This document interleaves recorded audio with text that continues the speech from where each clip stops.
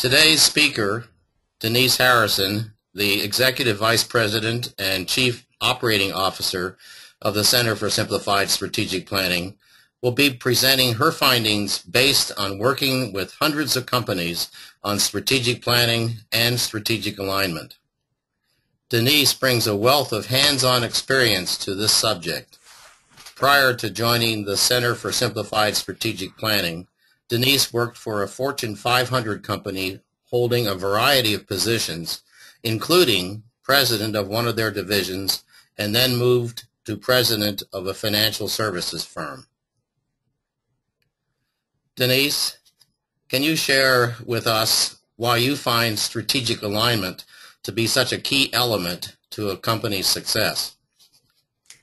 Thanks, Tom. Well, as Tom has just mentioned, I was president of a financial services firm, and I had just had an employee survey taken, and I was totally frustrated.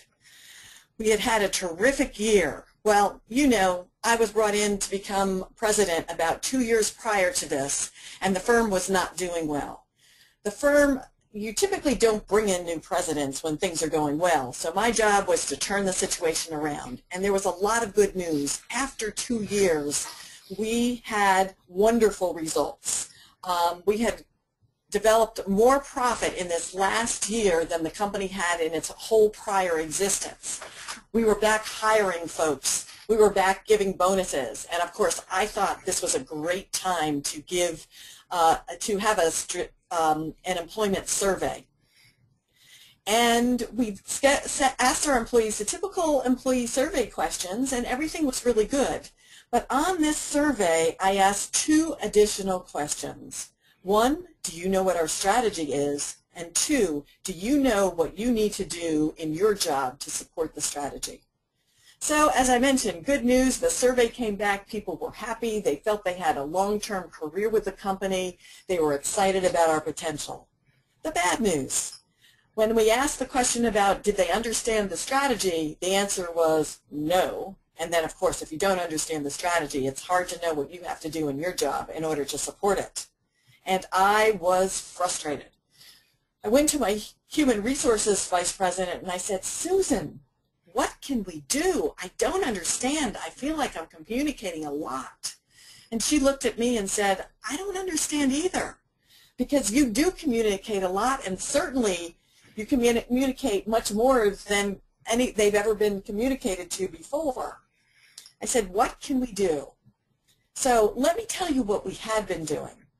After we developed the strategic plan, I would get up in front of the company and present the strategic plan. But then I would set aside 2 days every quarter in order to review the plan with small groups of 8. So people would sign up in groups of 8, and I would spend about 20 minutes reviewing the strategic plan and then reviewing what we accomplished that quarter and what we needed to accomplish the next quarter. So that was a lot of communication. First, a big company communication, and then second, quarterly communication in small groups so people would feel comfortable asking questions. But apparently it wasn't working, and we actually needed to do more. So let me make a long story short. Here's what we decided to do. Once again, the senior management team developed the strategy, and we presented it to the rest of the company. At the end of this presentation, we then asked each department to develop presentations for the next month that they would get up and present to the rest of the company what their department was doing in support of the strategy. Well, the departments went off and worked busily. The managers, of course, were wringing their hands. They were not comfortable that people would come up with good ideas. But they worked with their departments, and lo and behold, the next month came. And each department got up. They chose a spokesperson, they chose their PowerPoint background and their fonts, and they got up and proudly discussed what they were going to do in support of the strategy. Do you think they came up with better ideas than we did? Of course, because in their individual departments they knew even better what they needed to do in support of the strategy. In addition to that, they came up with metrics to show how they were achieving and making progress. And the metrics they came up with were stringent. And had we, as a senior management team, come up with the same metrics, they would have been perceived as cruel and unusual punishment. So here we were very successful in turning the company around, but I found in the next years we moved forward even more quickly because everyone was on board. People knew what they had to do. And this presentation was very motivating because they wanted to do what they said they were going to do in front of their peers, and so the senior management team didn't need to do as much tracking. So just to review, as CEO of the financial services firm, I communicated the strategy and did it in small groups too. But I found after the employee survey, we in fact were not measuring up. In order to change it, we asked for two-way communication. So after communicating the strategy, we asked each department to make presentations. And in this way, they developed their thinking about what they needed to do in support of the strategy. And in this way, we got buy-in, and we were much more successful. So this is a pretty easy way to get strategic alignment. But I found after working with many of my strategic planning teams that people wanted more. And while this does give you a lot of buy-in, they were looking to get this alignment even deeper and deeper knowledge within the organization and get people starting to think strategically. So this was a developmental opportunity. So I worked with a number of my teams on a strategic alignment program, and here are 4 of the modules we found most effective.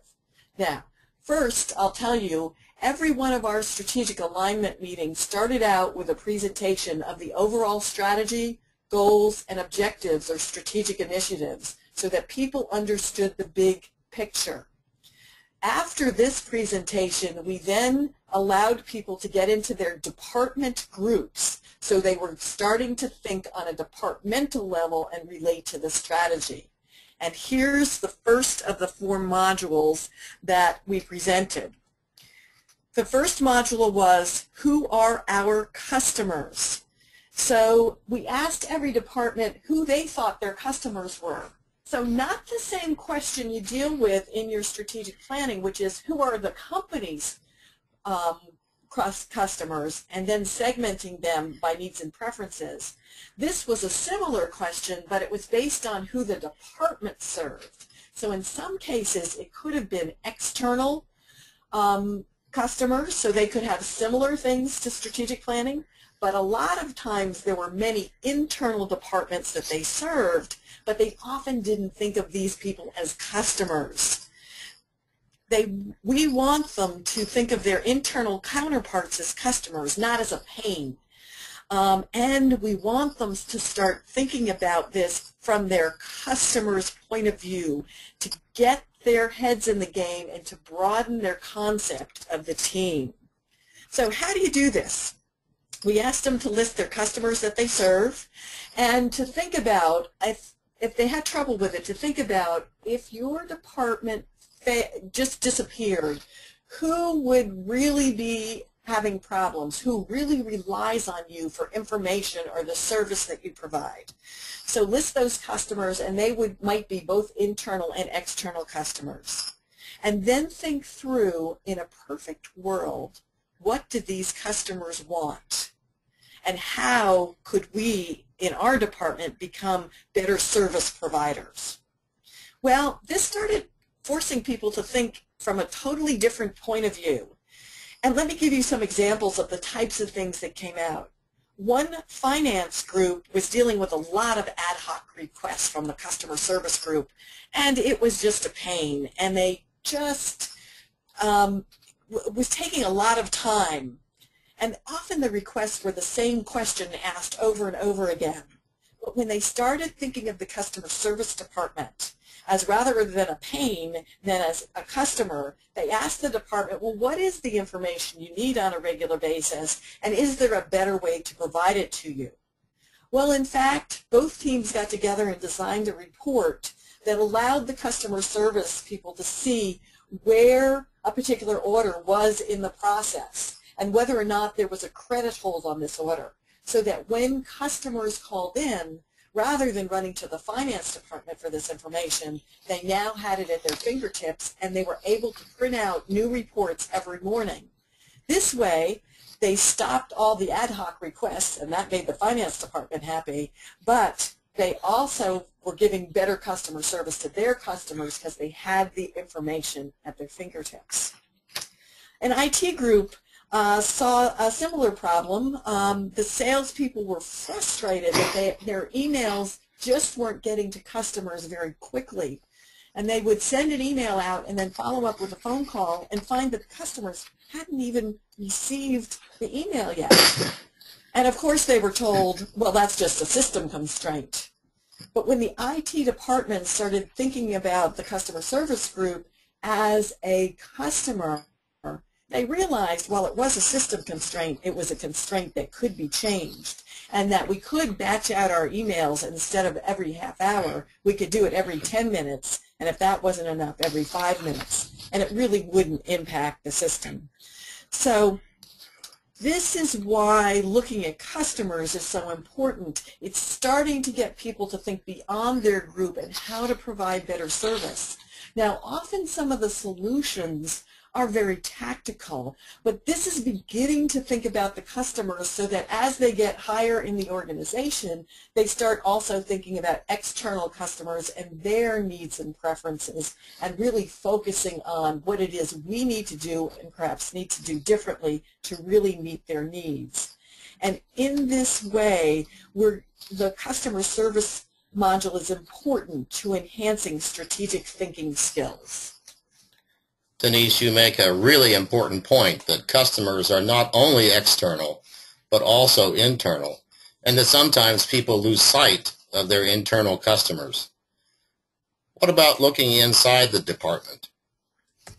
Tom, that's a great point, and that brings us to the third module that we put in, and that is, what are the top 4 strengths and top 4 weaknesses of the department? So in the fourth module, or the first one we discussed, we talked about the importance of looking at customers and looking outside the department on who the customers are.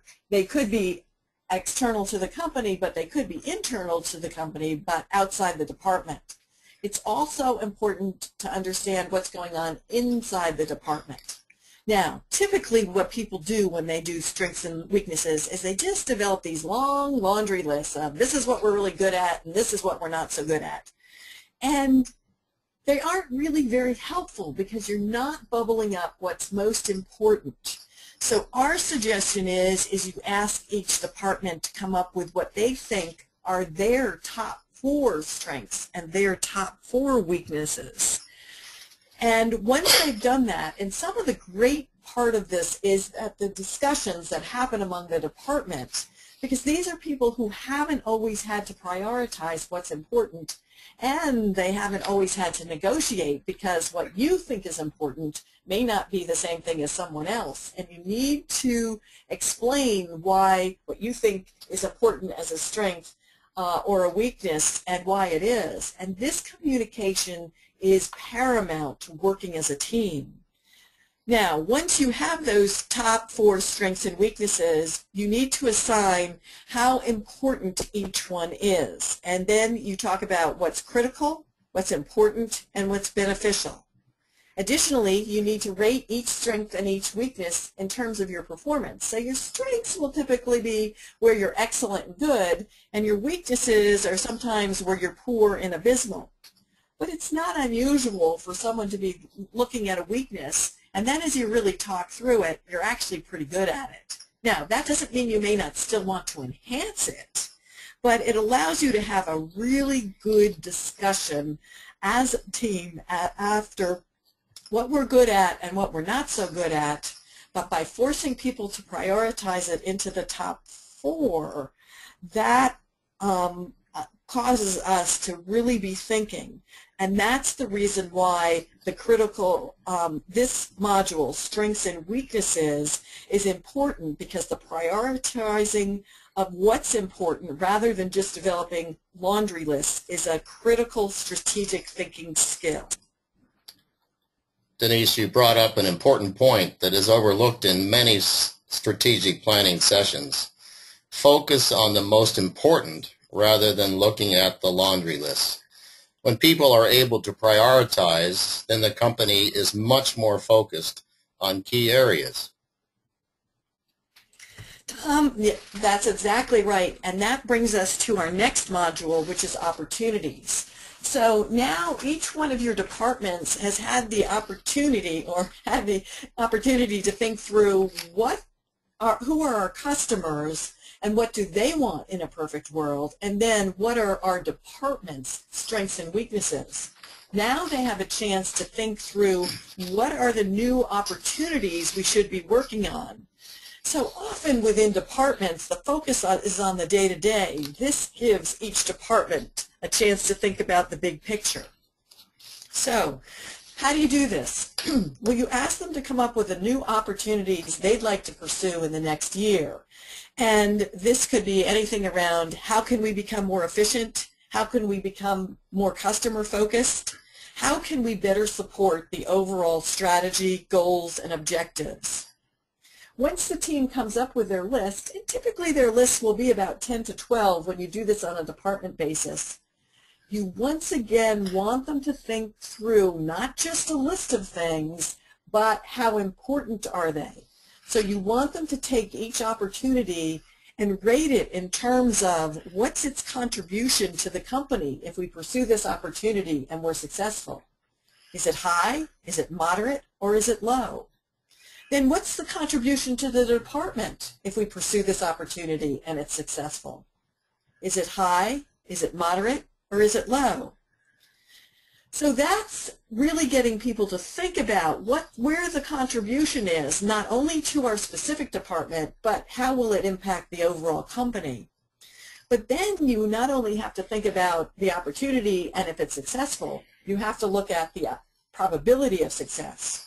So something may be a great opportunity and really contribute, but if it's something that's going to be too hard for us to accomplish, it's just too big or we don't have the technology right now, it may not be a good choice. So we have the teams rank these in terms of probability of success and achieving the contribution to the overall company or the department. And then we assess the resources required. Because in an individual department, you have all the day-to-day things that you're responsible for delivering. So you don't have tremendous amounts of time to work on lots of projects. So we ask you to think about the resources required so you can skinny the list down and truly eventually select what it is you need to work on. And that takes us into the final module, where you choose those 1, 2, or 3 projects that you want to work on. Notice I don't say more than that, because if you choose too many projects, you might do a little bit of work on a lot of projects, but you'll get nothing done, and it'll be really frustrating. So we suggest that it's just 1, 2, or 3. So how does this work? You have the team nominate possible projects. You have the team discuss merits of each project. And then you have the team vote on those 1, 2, or 3 projects that they're going to work on to ideally finish in the next 12 to 18 months.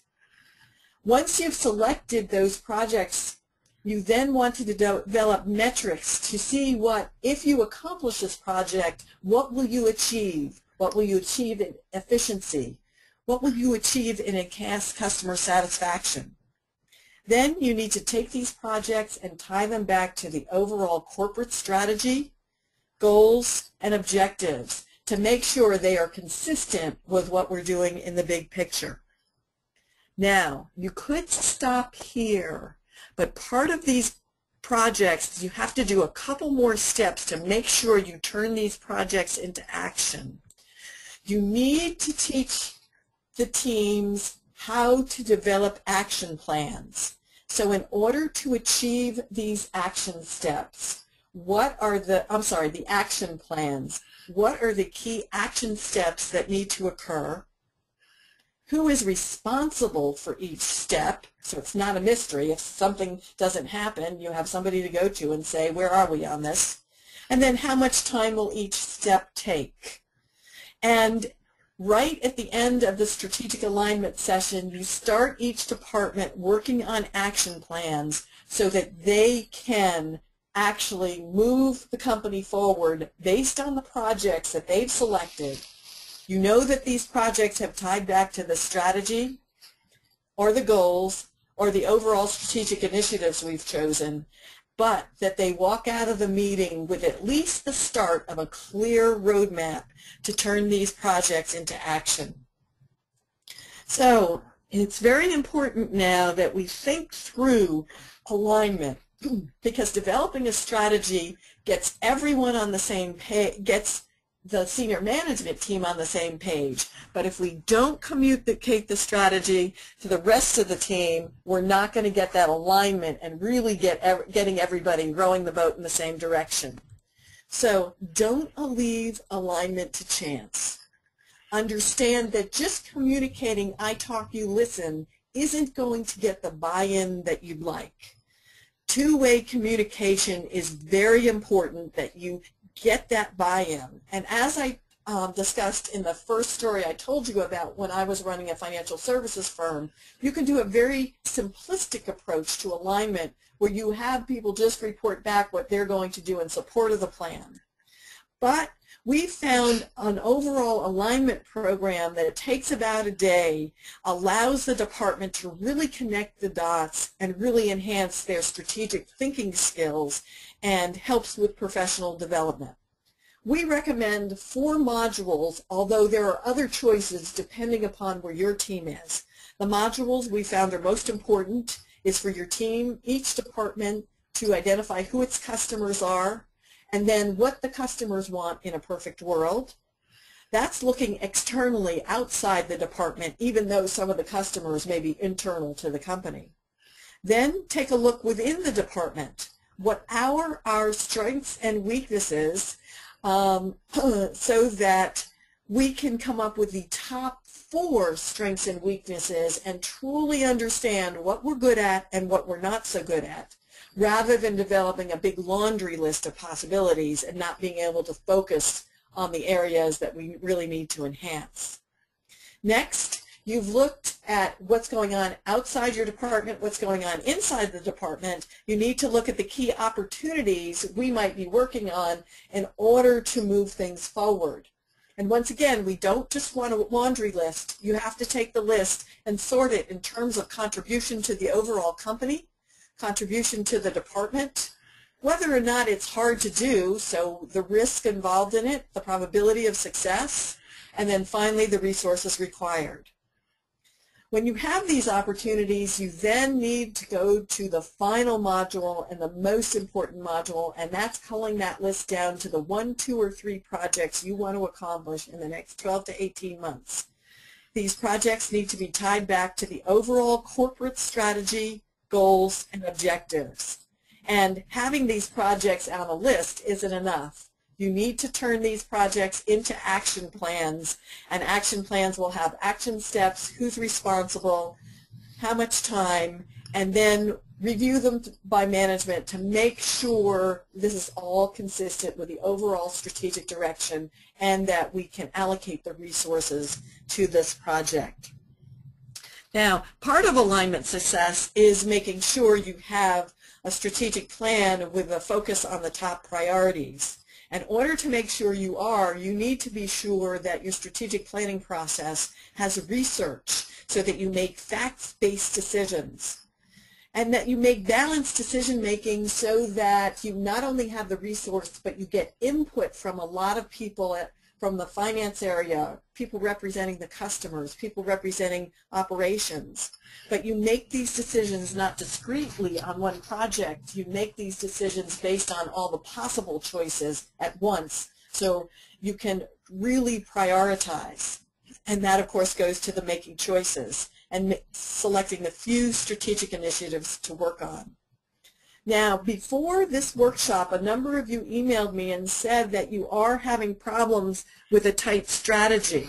So if you don't think your strategic planning is really setting you up to make good decisions, you don't have a consistent approach, you find that people are just making decisions based based on top-of-mind thinking rather than full research, or you lack a funnel, lack an analysis funnel, which constantly drives you to choosing a few things rather taking the many and then going to choose the few things.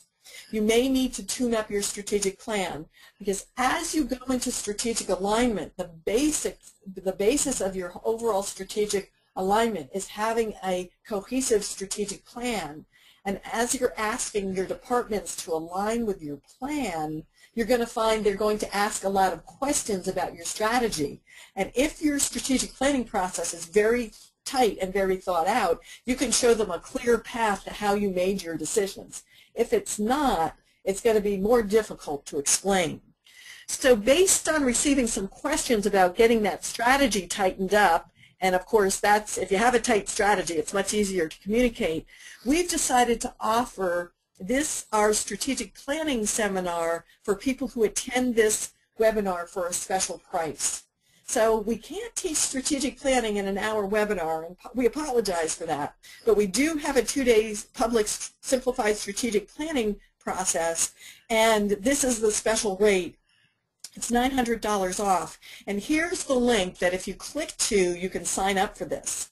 Now, if you're listening to an archived version of this presentation, you can call Elizabeth Tidd, our seminar coordinator, and here's the phone number, and she'll be able to give you this price. But you need to call her and sign up for a specific seminar, and she'll be able to give you this offering. Some of you want to do a deeper dive. We can, of course, do that with either a full in-house workshop or full process consulting. So if you want to do an even deeper dive. But really, we feel the simplified strategic planning will get most of you on your way to developing that really tight strategy that you need. So just to summarize, strategic alignment is important to your strategy's success. In order to have a good alignment, you need a tight strategy. We suggest you have your departments think through who their customers are and what they need in a perfect world. Additionally, take a look at strengths and weaknesses inside the department and have them prioritize the top strengths and the top weaknesses. Next, look at what projects they'd like to look at. So what are the opportunities? But once again, don't develop a laundry list. Look at the contribution to the overall company and department and assess the resources. And finally, select those 1, 2, or 3 projects that you'd like to implement, and then turn those projects into action by developing action plans. We've covered a lot of material. I'm sure you must have some questions. So there is a question box, and if you'd like to type in your questions, Tom's going to field them and read them to me. Tom, any questions? Have there been any typed in yet? We have a couple of great questions that have come in already. Maybe some others will follow. Here's the first one. Is there anything you can do to get people focused on the big picture? My team is always in the weeds. Excuse me. Yes, the big picture is sometimes hard to get people focused on, and we have another module, and this is one we didn't talk about. And this is a really fun one to work on when you're really trying to raise people up and think about the big picture. So rather than having people in the departmental groups, you split the teams up so that they're cross-functional. And you ask them this question: what are the trends facing our industry and our customers' industry looking out 5 to 10 years? So that's beyond your normal planning horizon, but we want to get people thinking out further than next month. And what's fun about the cross-functional teams is they all come from different points of view, and this is a great sharing and team building time. Once each team has developed their industry scenario, they present it back to the rest of the group. So each team is presenting back their industry scenario. And you're going to find some of these teams get really pretty creative, and that's what we're looking for. After the presentations are done, you then ask each group, once again, these are the cross-functional groups, and you ask them now, what are the characteristics of the winning organization looking out 5 to 10 years? And this gets people focused on what are the things that we as a company really need to focus on to position us for the future. So this module is a lot of fun, and if you find your team really needs to look at the big picture, that's the module that I'd add. Here's a second question, Denise. Is there anything you can do to really pull the creativity out of the group? Our focus is innovation. Yes, there also is an innovation module that you can add. And it's funny, just a couple weeks ago I was working with a team in Canada, and their CEO came to me and said, Denise, this team, we just don't think outside of the box. I'm thinking of setting up a whole new group of people, a skunk works, so we can get some innovative thinking in the company. And I said, John, really? That's a little surprising, because usually people do come up with some good thinking. So we added an innovation module, and there are a couple ways to do this. But what we did with this team was we took each one of our customer segments, and we had each one of, and we did this cross-functionally also, we had the groups rotate around and think through for each of our market segments, what are the things we could do for the segments? And of those ideas, what's a single? What's a double? What's a home run? And we were amazed. The team came up with 70 different ideas. And of course then, you know, we talked about just having laundry lists. We had to cull that down to the top 10 through a screening process. But he was amazed. He had never really given the team a chance to think it through and think it through from the customer's perspective. Now that's one way you can do it. Another way you can do it is to select, to talk about your strategic competency. So those are the skills that differentiate you in the marketplace, and think through where else can you use those skills. So if you think about Honda, its strategic competency is small, efficient engines. And of course, they first developed motorcycles, but now look at all the things that they've developed. They've developed generators, they've got jet skis, they've got lawnmowers, they've got snow blowers. So just taking that one competency, they've then used it into a whole nother set of areas. And that's another thing you can do, is look at that key differentiating feature. Additionally, you can look at, can we take our existing products to new markets? Or can we provide new products and services to our existing customers? Additionally, you can look at pain points. What are the pain points? How can we solve these pain points for our customers and become more integrated into their process? So earlier I was talking about looking at strengths and weaknesses, and one of the groups found that customers wanted to know the status of their orders, and we talked about how the financial department working with the IT department had developed a report so that the customer service people could answer these questions more easily. Well, a step further in that process would be enabling your customers or your large customers to sign on to the system and be able to have that visibility to them, to their orders, so they could see it themselves. And that way they could do it whenever they wanted, and they wouldn't have to wait for a customer service person to answer the phone and answer their question. So there are lots of ways we can develop an innovation module. But if you're looking for innovation, that is one of the things you can do in your strategic alignment process, and it's a lot of fun. Any other questions? I think that's going to put a wrap on it, Denise. There may be some other questions out there, but they haven't come in, so we need to define that as the end of the questions. All right. Well, if any of you have additional questions that you'd like to ask me, please feel free to call me. I'm sure we can help you design a program that'll meet your company's needs. And once again, I'd like to reiterate our offer. If the first step, that strategic plan, is really not, you don't feel it's quite tight enough, we'd like to make that offer to attend our seminar. And if you're listening on the archive, please just give Elizabeth a call, and she'll be happy to accommodate you, get you into a seminar, and get you in at this webinar special price. Thank you very much.